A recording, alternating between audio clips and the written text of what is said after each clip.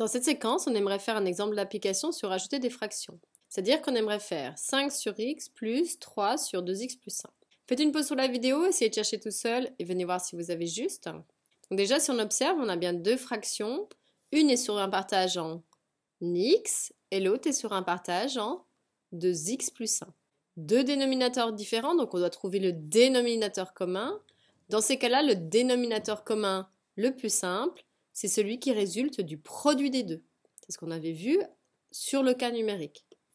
Donc ça veut dire que la première fraction, j'avais 5 sur x, et en fait, je veux avoir comme dénominateur commun non plus x, mais x fois 2x plus 1. Donc si je multiplie au dénominateur, pour conserver l'équilibre de la balance, obligé de multiplier au numérateur, ça c'était la règle 1.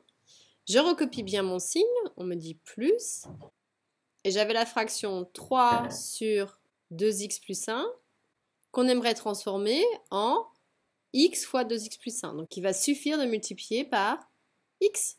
Donc si je le fais en bas, obligé de le faire en haut pour conserver l'équilibre de la balance.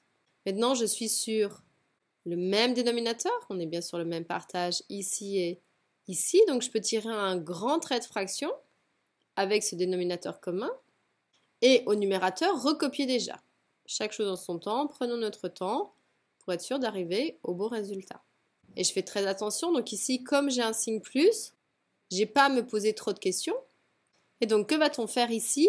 Eh bien on voit que on ne peut pas regrouper des éléments entre eux parce qu'on fait déjà la priorité à la multiplication. Donc déjà il va falloir s'intéresser à cette première partie ici où il y a la multiplication. Dans ces cas-là on va développer, c'est-à-dire que 5 il va être donné à chacun des éléments.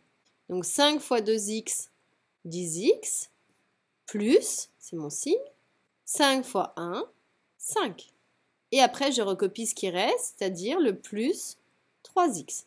Le tout divisé toujours par mon dénominateur commun, x facteur de 2x plus 1.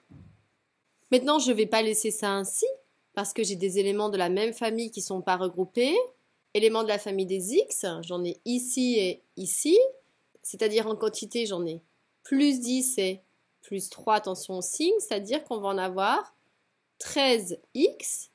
Et puis ensuite, j'ai ma constante qui est toute seule, donc on a plus 5 divisé par mon dénominateur commun, x facteur de 2x plus 1.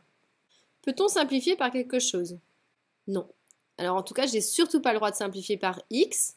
Ici, j'ai bien une multiplication, mais là, je n'ai pas une multiplication à cause d'ici du signe plus. Donc en fait, c'est tout ça qui va être divisé par tout ça.